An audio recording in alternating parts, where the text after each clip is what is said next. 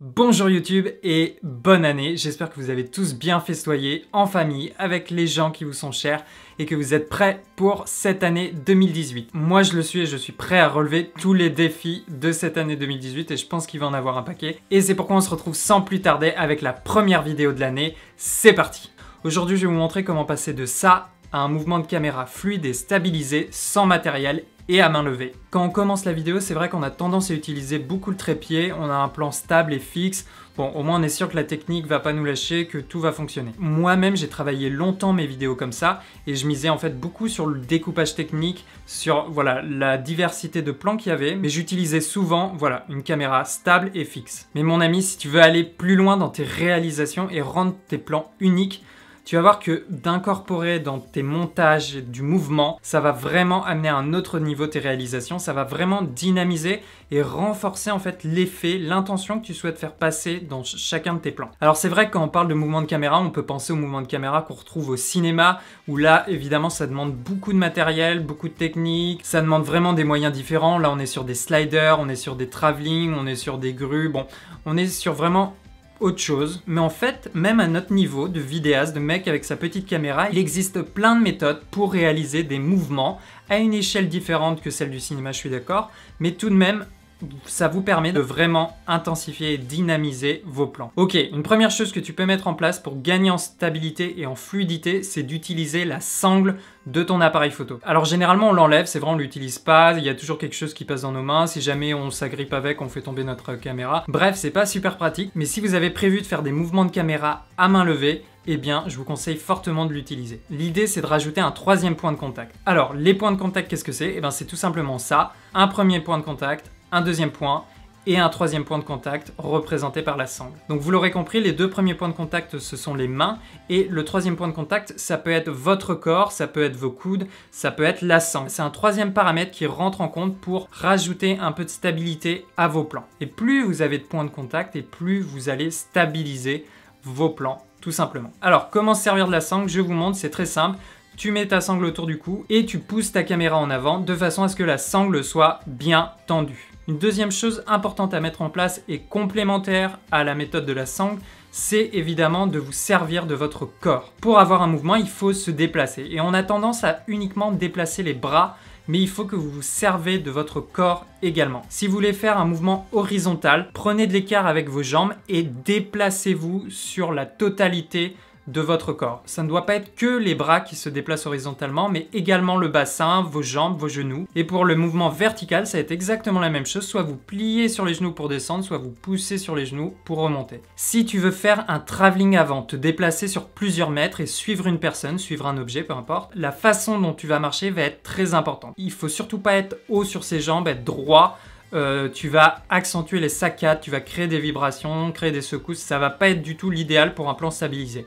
Par contre, si tu plies sur les genoux et que tu déposes bien la plante du pied doucement, dans ce cas-là, tu vas avoir un plan beaucoup plus fluide. Une autre méthode, si tu as un trépied. Par contre, il faut que ça soit un trépied avec les jambes indépendantes que tu peux vraiment plier à 180. Et en fait, ce trépied va servir de troisième point de contact. Tu poses une branche sur ton épaule et les deux autres branches dans tes mains. Si tu n'as pas ce trépied, peut-être que tu as un GorillaPod, tu sais, c'est les tout petits trépieds des vidéastes, des vlogueurs.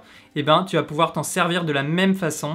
Une branche sur l'épaule, les deux autres dans les mains et tu peux avoir ton troisième point de contact. Alors, j'ai encore une autre technique, elle n'est pas très esthétique. Déjà, les techniques avant, on n'était pas sur un niveau d'esthétisme très poussé. De toute façon, on s'en fout. Ce qui compte, c'est qu'à la fin, vous avez votre plan stable et fluide et que ça fonctionne et que vous allez pouvoir faire un montage de folie avec tous ces beaux plans. Alors, il y a également une autre méthode que d'ailleurs Peter McKinnon utilise. En fait, ça revient tout simplement à se laisser tomber en avant et pendant ces quelques secondes de chute, tu chopes quelques secondes d'images de mouvement fluide et stable. Et pareil en arrière, tu as quelques images de mouvement stable et fluide. Une autre chose qui va t'aider à stabiliser ton image, c'est le stabilisateur interne de ton objectif. Tous les objectifs n'en ont pas, mais certains objectifs ont un stabilisateur d'image intégré et ça va aider évidemment à stabiliser une image. Donc pour un prochain achat d'objectif, regardez si l'objectif a la possibilité d'être stabilisé. Si vous faites beaucoup de vidéos, ça peut être vraiment utile. Également, la stabilité va être dépendante un peu de la focale que vous utilisez. Évidemment, une petite vibration sur une longue focale va être beaucoup plus visible et beaucoup plus amplifiée qu'en utilisant une courte focale. Bon, voilà, déjà, tu vois, il y a pas mal de petits conseils, de techniques à appliquer pour avoir une image plus ou moins stable et fluide, au moins avoir un matériel sur lequel travailler. Travailler parce que oui, une fois que tu as toutes ces images, tu vas pouvoir encore amplifier et encore accentuer la fluidité de ces images sur ton logiciel de montage, évidemment. Je vous montre ça tout de suite. Quelles sont les options? Sur ton logiciel de montage, tu vas pouvoir ralentir un plan. Ça va te permettre encore une fois d'avoir cette sensation de fluidité dans l'image. Tu vas pouvoir doubler ces quelques secondes potables et avoir plus de matière pour ton montage. La deuxième méthode, c'est d'utiliser l'effet stabilisation de déformation. C'est un effet qu'on retrouve sur le logiciel Premiere Pro. Tu appliques ton effet et il va calculer ton image et en fait, selon la stabilité d'origine de ton plan, il va plus ou moins cropper dans ton image pour en fait annuler les vibrations. Alors évidemment, c'est un effet qui marche sur des plans qui sont déjà pas mal stabilisés. Évidemment, s'il y a trop de secousses et que ça part dans tous les sens, l'effet va vraiment pas être beau. Vous allez voir, il y a des ondulations dans l'image, ça va pas être top. Mais c'est un effet qui marche très très bien et qui peut vraiment donner l'impression d'avoir un travelling, d'avoir utilisé un slider sur vos plans alors qu'ils ont tous été faits à main levée. Il y a également une autre option, tu peux recréer artificiellement le mouvement. Donc pour ça, il suffit de capturer ton image avec un pied et ensuite avec les keyframes dans ton logiciel de montage, tu vas créer un mouvement avec les keyframes d'échelle et de position.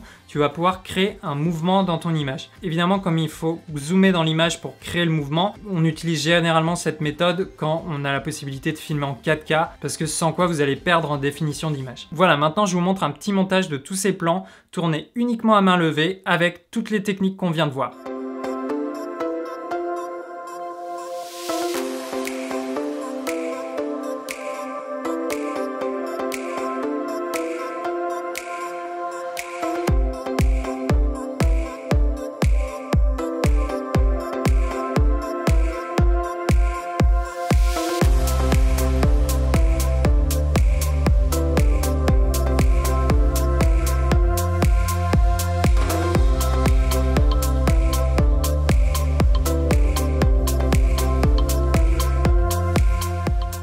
Voilà les amis, j'espère que ça vous a plu. Pour tous les nouveaux arrivants, bienvenue sur la chaîne Derrière la caméra. On parle de cinématographie, de vidéo, de photographie, un peu de toutes les techniques dans ces thématiques et évidemment comment capturer la beauté du monde avec de belles images. Je vous dis à la prochaine, portez-vous bien.